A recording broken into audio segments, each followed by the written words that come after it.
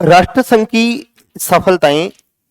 पहला है आलैंड द्वीप विवाद। आलैंड द्वीप विवाद था कि फिनलैंड और स्वीडन इन दोनों के मध्य बोथनिया की खाड़ी में 300 द्वीपों का एक समूह क्या कहलाता है? आलैंड।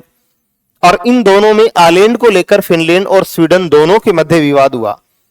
और दोनों के मध्य विवाद हो जाता है कि जब 1917 में रूस की क्रांति हुई तो रूसी क्रांति के बाद फिनलैंड के द्वारा अपनी स्वतंत्रता की घोषणा की गई।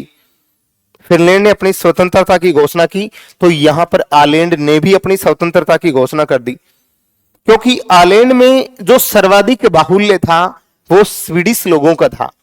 यहां सर्वाधिक जनसंख्या किसकी है?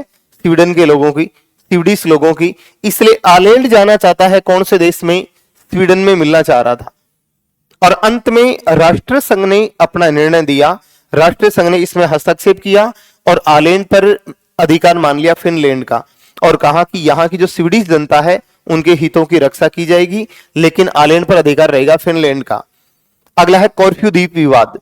कॉर्फू द्वीप विवाद था कि यूनान और अल्बानिया की सीमा पर कुछ इटालियन सैनिक तारबंदी कर रहे थे जिनकी हत्या कर दी गई, और इन हत्या का आरोप लगाया इटली ने। किस पर? यूनान पर आरोप लगाया और यूनान से क्षतिपूर्ति के रूप में 50 लीरा की मांग की,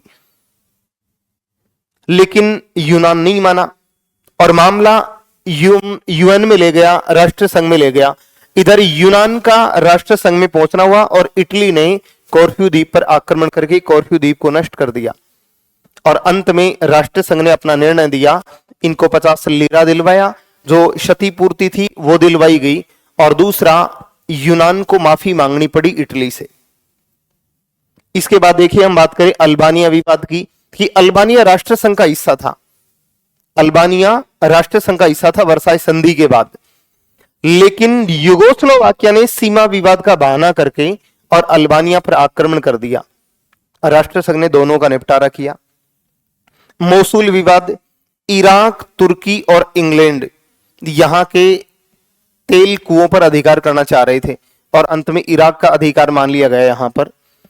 फिर मेमल विवाद। मेमल एक जर्मन बंदरगाह था और वर्साई की संधि की धारा 99 के तहत मेमल बंदरगाह को किसको सौंपा गया? यहां पर एक फ्रेंच आयुक्त लिथुआनिया को सौंप दिया गया, और 1922 तक यहां एक फ्रेंच आयुक्त जिसकी नियुक्ति मित्र राष्ट्रों के द्वारा की जाती थी, उनके द्वारा यहां का प्रशासन चलाया जाता था, यहां की प्रशासन व्यवस्था देखी जाती थी।